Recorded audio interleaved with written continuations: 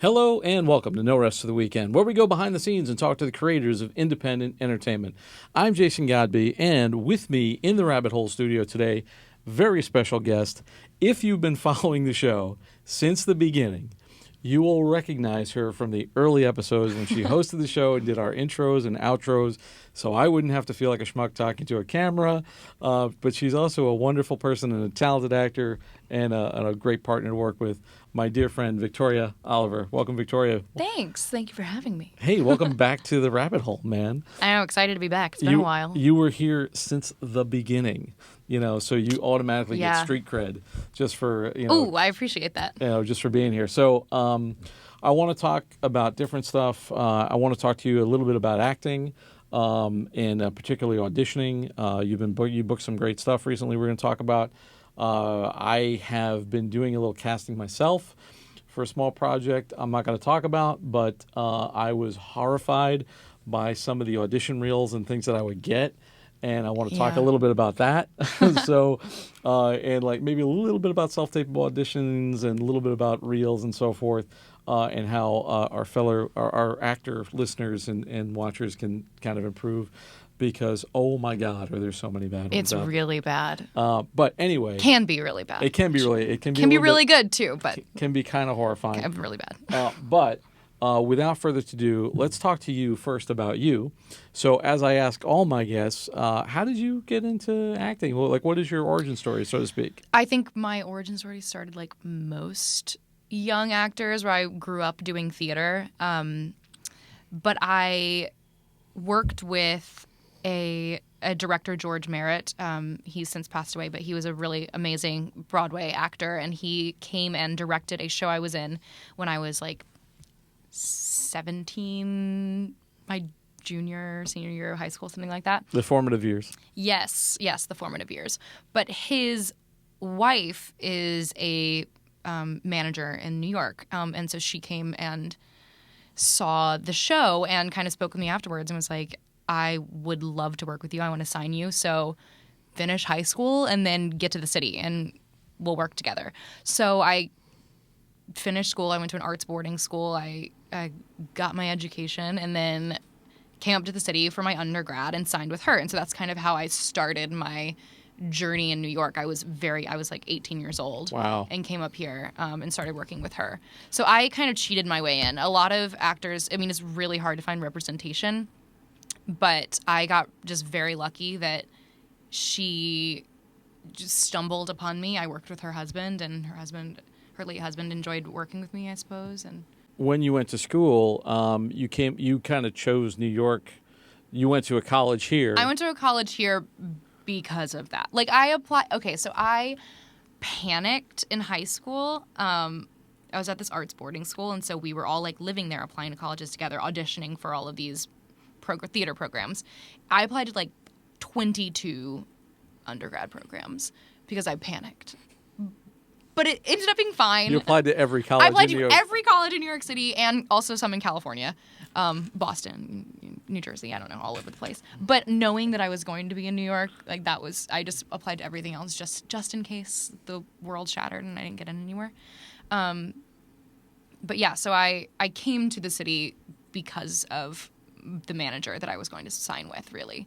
And you started booking stuff here. Like you worked when you were really young when you started out. Like you started getting work at a pretty young age. Yeah, well, I booked my first. It's like off and on. It's one of those you like book a bunch of things back to back, and you don't book anything for like a year. But yeah, I booked my first professional job my freshman year of college. I came up here, and within like 6 months, I had booked a guest star role in a Nickelodeon show. And I had a really good time. It was like great to get that on my resume, like off the bat, to have a guest star role.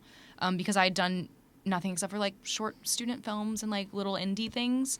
So it was great. I so appreciate working with that manager. How was that like work at that young age working? I think it's one thing to say, all right, I'm a working actor. But when you're really young and you start working in a professional environment as opposed to, being in a student film or being in a, school play or something like that. Yeah. It's different. Yeah. Oh, I had no idea what I was doing. I had no idea what I was doing. They would like say just like the being on set is a whole world. There's a language used that I just didn't know. And I was kind of thrown into the furnace.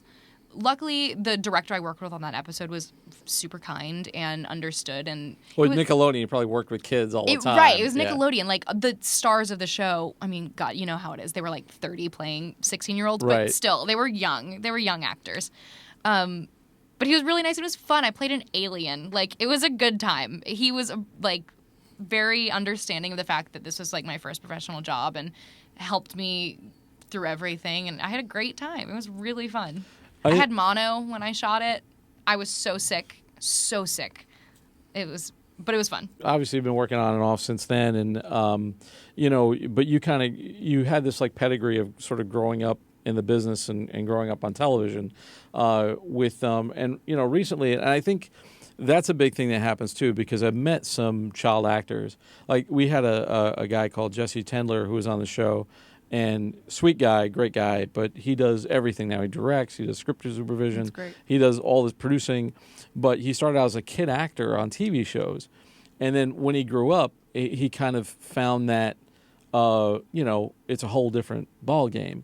You know, being a kid on television is far different than, you know, when you're growing. It's a whole different level of competition. Mm-hmm. There's you know, and you know, when you're a kid, it's like people will choose you because you're the bright, astute, you know, kid who gets it and stuff like that. Even when you're like a young teen, but then when you start growing older and you walk into casting offices and everybody's 22 and beautiful, and it's like, you know, that the competition factor, you know, especially for someone who's your type. You know, it gets really fierce really quick. Oh, it's so fierce. You walk in the room and you're like, oh, everyone here looks like me, except they're all prettier and thinner and probably more talented.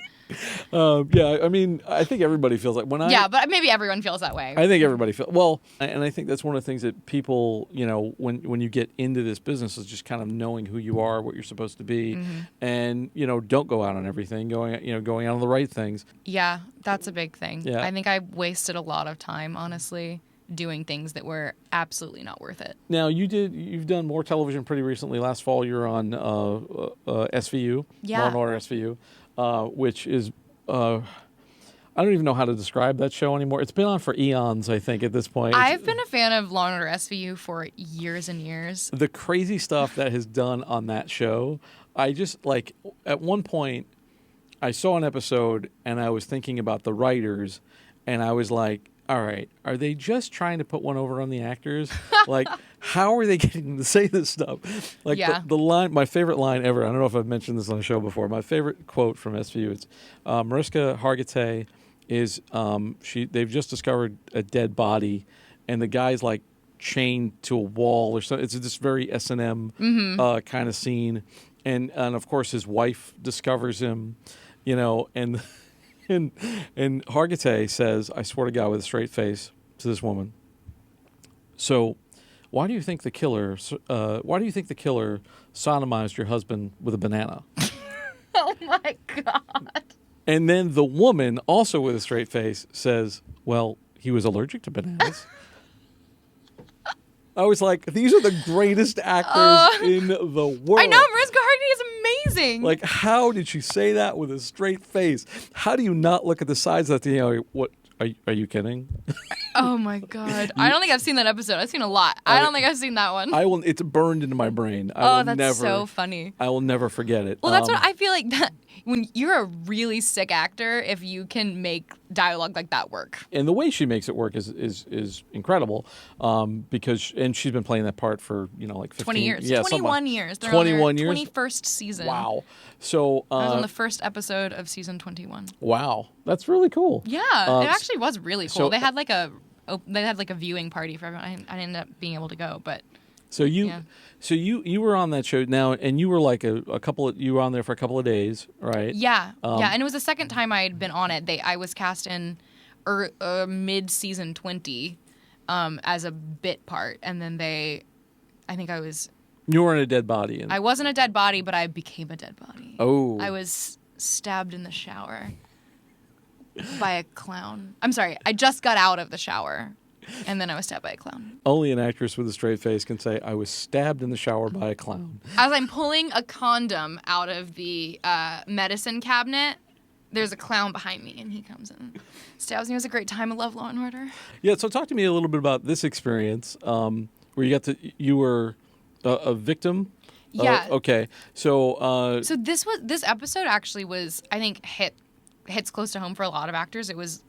Did you play an actor in it? I play an actor. Yeah, I play an actor in the show, but it's like based on these allegations of. It's kind of like horrible, producers, some kind of horrible sexual misconduct kind of but thing. within like the entertainment industry. I mean, that never happens. Right, never. I've gotten lucky, honestly. But that's anyway, a whole different show. That's a whole other show. Whole other show. For a lot of actors out there, this is the type of work you're going to get. You may not get a recurring role or a starring role, but and we've talked about it on the show before with other actors, but I think being a day player is really hard. Like just to kind of come in and there's a whole machine that's absolutely. already, in process and you just kind of have to kind of get in there, not piss anybody off. But that's like what you have to start with. You have to get some co-stars. You have to get some guest stars on your resume before people are going to see you for a series regular role. So what was the experience like? Like, just kind of like walk me. So you're on there for what, a couple of days? Yeah. So I was like held for a week. Ended up shooting for like 3 days. It was two scenes, 3 days approximately. They actually cut half my scene, which sucked. That happens too. Yeah, I think we shot it outside, and I think there was construction in the neighborhood, and I'm guessing either I was terrible or the sound was they cut not it so after good. You shot it? We shot the scene. Yeah, but then in post it was on the cutting room floor. I mean, chances are there's probably just cut for the sound. It could just be for time. Who knows? Like a lot of stuff gets cut for time because everything is overwritten at first. I think, especially for TV. Now the cool thing is that when you watch a scene, you're in a scene with Ian McShane. Yeah. Where you hear the great Ian McShane's voice while you're on camera, sort of auditioning for him, right? Yes. So I was supposed to shoot that scene with Ian McShane. The idea was and that's why I ended up being held for so long. Like, it was a week of me being held and not being on set and them not needing me because Ian McShane had all of these custom-made suits coming from Italy, and they didn't come in time, so they didn't have him come to set So you yet. were being held for his suits? I was being held for his suits.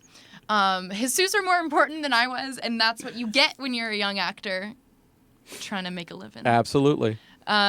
So they kept holding me, waiting for his suits to come in because they didn't want to they're not going to pay him to come be held. Right. You know what I mean? They'd much rather pay me because I'm a lot cheaper than he is. Right. But then I got to the point where like my week was up and they'd have to pay me for like another week if they held me any longer. So they ended up I shot it with the director and they just put Ian's voice. So they just used, because it was an audition tape. Right. So they just used like my side of the camera, like as if it was the filming it. Which, in a way is kind of good for you because you get more screen time. Yeah, I mean, I loved shooting with the director, honestly. He was so sweet and like took his time to help me like work through the scene. But obviously it would have been sick nice to work with Ian McShane. Yeah. Now, then you have another scene with Ice-T. Yeah. So he's been a series regular for forever. Yeah. Now, which is it's so weird to me sometimes to see him on that show, because he was, I think, one of the original members of like NWA, and they had a song called "F the Police." Oh yes. So like to see this guy who like grew up in like South Central or Compton, and he's now playing a now cop he's playing. on it. It's a very come full circle. Yeah, and he was so sweet. He was so sweet. Because I mean, they get this all the time. I've had lots of friends play on different versions of Law and Order, and and like thank God for Dick Wolf. He kept New York working for like a decade. Oh yeah, for sure. For like 20 years, he kept New York actors in business. Thousands and thousands of it's like you have to. That's your like. What is the word I'm trying to use? That's like your... The bread and butter kind of... Yeah, like you're not a real New York actor until you've like done something on Law and Order. Yeah, it's harder now because there's only SVU, but back when there were like 3 of them, Yeah. That was like what And made they were all you a pretty real quality actor. too. Like they were all, They're actually like really you know, good shows, right? it was great that you did that, and I want to call people's attention. Like this is, and I want to kind of talk about how you got spots like that and how you've been working because, like I said, I've been doing a little casting recently, and I've seen a lot of really bad self tapes and some bad reels, and I think. And I'm very sympathetic, and I realize it's hard. It's really difficult to get a good reel. Yeah, it is. I saw your reel recently, and I was telling you about it. I said I think your reel is really good, and you had some stuff from some movie stuff that you've done. You've had some stuff from like Law and Order, but like, how long did it take you to kind of and your reels are what, 2 minutes or something like that? Oh yeah, it's like a little over 2 minutes. So like in that little over 2 minutes, how many gigs, how many years, how much effort did it take I'm to gonna get? age myself. No, don't. I mean, like, but like it. No, but yeah, I know. I mean, years. So many projects that you hope you're going to get footage for, and then it comes back, and it's just like, I wasted so much time filming that, and I can't use a second of it for any number of reasons. But like, I have maybe. Was it more you being disappointed in what you did, or was it more just kind of like the quality of the work? Some of both. Okay. Some of both, to be honest. So, I mean, the greatest actor in the world is going to have a hard time making some of these like student film scripts work. Yeah. You know what I mean? I said before, like, you can't outact a bad script. Right. Like, and I'm sure Meryl Streep could like act herself out of a trash bag, but you know what? Like, even so, I mean, like, generally, you could get great people, but if it's bad, if it's bad, it's you know, bad. And that's unfortunately, a lot of that stuff that you're doing when you're first coming to the city and you're just like, I need stuff for my reel. I'm going to do like these free jobs and go to NYU and go to Columbia and like New York Film Academy and all these like schools that are constantly hiring young actors for free because they're not making anything off of this. It's like student projects. But I think, oh, I'll do it for my reel. I need this type of character. I'm lacking. And then you do it and you waste some more time.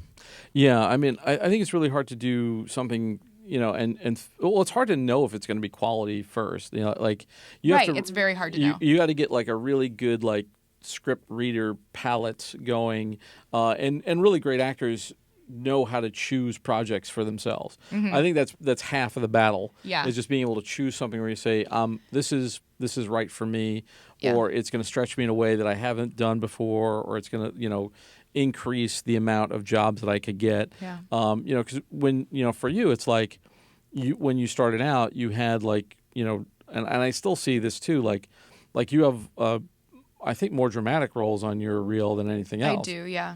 But I think you could play comedy, but it's just a matter of getting the right comedy. Yeah.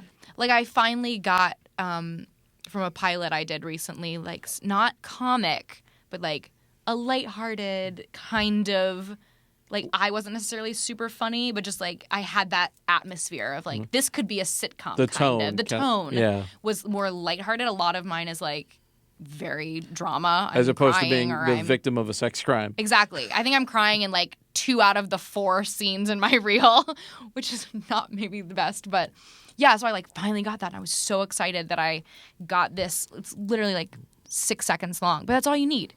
Yeah. They're not going to watch it if it's a 30-second long clip. They know within 3 seconds if they're interested in you and if they want to keep watching. Yeah, I found too, like, and you used to work in casting as well. Yeah, I interned at Telsey and Company when I was in college. Yeah, so like you probably saw a lot of stuff. So like I find the thing is, it's like, okay, so I'm casting a comedy or casting a drama, and then you look at stuff, you look at reels, and they're just they don't have what you're looking for. Mm-hmm. So and I try not to be. I'm not nearly. Because like when I look at stuff, I'm not getting the kinds of submissions that these other big shows are. I'm not seeing 1,500, different reels. But for a lot of these people, like they haven't done film, so you're seeing them on like stage or something, which is a completely different animal and very hard to cast somebody from a theater reel if you want It's them. 100% different. And then I find that they, if and especially I don't mean to sound sexist or whatever, but especially women, female actors, there's a lot of crying going and they Because just that's what we get booked for. Yeah. It's hard to. But if you could, like, if you had that, but also had comedy, Yeah. then you could get more diverse. Well, you definitely need stuff. to show a range Yeah. in your reel, absolutely. Unless you just don't want to ever be in comedy. Some people aren't comics, you know what I Yeah. mean? Then don't waste your time. And and I also know a lot of actor friends of mine and reels I've seen is someone has two separate reels.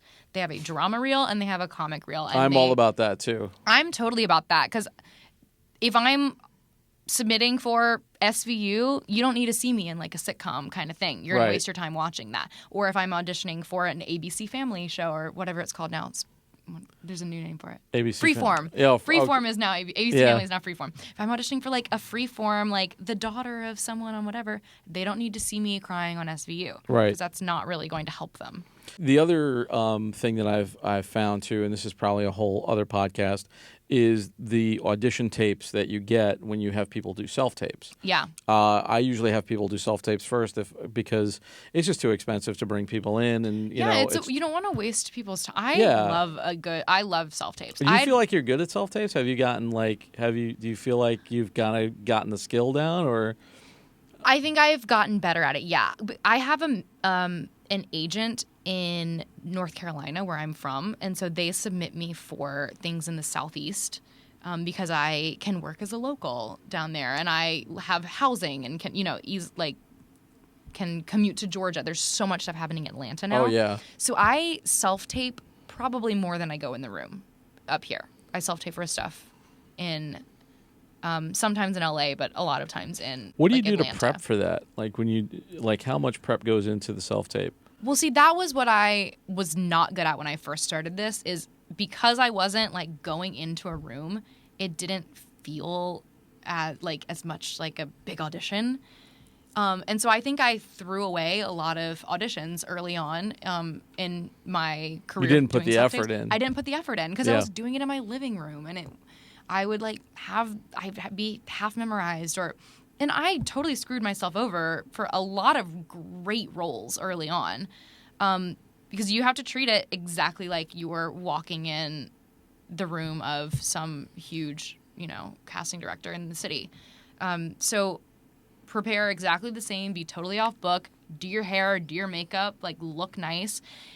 But the biggest complaint I hear of self-tapes is that the lighting's not good and the sound is not good. Yeah. And I have... If I can't hear or see you, yeah, then it's you're a not gonna problem. watch it. Absolutely. I have a setup in my living room. I have one of these pop-up things I bought on Amazon where it expands, and it's this blue background. Okay. It's this pretty blue background that I can pop up and throw away when I need. I got lights on, a full lighting set on Amazon. I have a tripod. I have my shit ready to go because it's all in my little bag, and I'm ready for my self-tapes because... It's your bread and butter. It's what you do. But getting them, you can get them filmed professionally in the city, and there are some great places. And when I just don't have a reader, or I need to do it last second, or have to, for some reason, whatever, it's we need this by tomorrow morning. You have 12 hours to get this done. Yeah. Sometimes I just can't get a friend over. My roommate's not home. I don't have anyone to read with me. So there's a lot of great places in this city that you can get it filmed professionally, but that gets really expensive. Yeah, you're spending more money trying to get a job. Right. And, exactly. When you're paying $65, $70 per audition just to send in a tape that might get watched. Yeah, the other thing I found too is especially with a lot of people, if they're trying to transition from doing theater to film, is they just have no idea how to act for camera. Oh yeah. And you get these really big, and you're just all right, dude, it's comedy, but there's a camera 6 inches away from your nose. Right, and I'm probably doing it now where I'm going back and forth from the screen. That's really annoying when you're watching. And you're just this is way too big. If I put this person in a close-up, it just looks way too exaggerated. Or they just don't understand the material well enough, or just they don't boil it down to... Because sometimes things are just pretty simple. It's all about the nuance in film acting. It's that, you can read... all of these great actors talking about it's about it's just looking and listening, and you can say so much by just slightly raising an eyebrow, or all of these different specific a little things. Goes a long way. A little goes a long way. You camera. See so much how Michael Caine says you need to focus on the eye of your scene partner that's closest to the camera. Like, it's that specific. Where if you're looking like a normal person, where I'm like going back and forth to your eyes, you see my eyes twitching back and forth. Yep. And you look crazy. You look shifty-eyed. You look shifty. Yeah. Right. It's like that specific. I find this, and also like, you know, because some people do turn them out right away. You can tell they just don't have a command of the material, and they have no idea what they're saying. Yeah, and I've definitely submitted auditions like that. Yeah, and you feel like you're just spouting words, and that's not good. No. It's really hard. I have to wrap sell up, them but in the first like 5 seconds. yeah, you have no time at all. And Yeah. so, like, you know, I want to talk a little bit about that. So, you know, and like how to get a good reel is like practice, trial and error, trying Yeah. to, you know, and hopefully finding something. Hopefully get the footage you need. Yeah, and maybe partner with someone who can shoot with you and write for you. And hire this guy. and try to find somebody who understands you and understands your voice. Otherwise, you run around, you do a lot of crap. Do a lot of crap. And then, you know, But you got to can't find the use like any. little golden And nugget. make sure you work with somebody who will give it back to you. Yeah. Because how many times have you had to wait for Oh, stuff? it's been like a year sometimes, and I'm like, can you please like. Give me I something. did this for free for you. Can you at least give me the footage? Yeah, I mean, Buy me lunch. God. every time we've ever worked together, You get it back. I try to. I Because, get my shit back from you. yeah, because I always make sure that, you know, whoever I'm working with, you know, gets something. You know, depending Yeah. on money, whatever, but make sure they get something out of it. Yeah. Anyway, I'm going to wrap up. For people who want to find you, where can they find you on the web? VictoriaOliver.com or my Instagram, Victoria LYN Oliver, Victoria Lynn Oliver. All right, so I'm going to wrap up. Thanks so much for coming. It's a great date to have you back. Hopefully, we can do more stuff together. Yes! Come back and review some movies and stuff like Oh, that. please. We'll Thanks do more for having stuff. me. And thank you all out there for taking this trip down the rabbit hole once again. For more of our content, including our movie reviews, you can find them on our website, norestoftheweekendpodcast.com. Also, don't forget to subscribe on your favorite podcast app. And you can find us on Patreon, patreon.com/norestoftheweekend. Once again, quick thank you to Victoria Oliver. Thanks so much for coming. Love working with you. And for Behind the Rabbit Productions, I'm Jason Godbey. Thanks for joining us. We'll see you next time.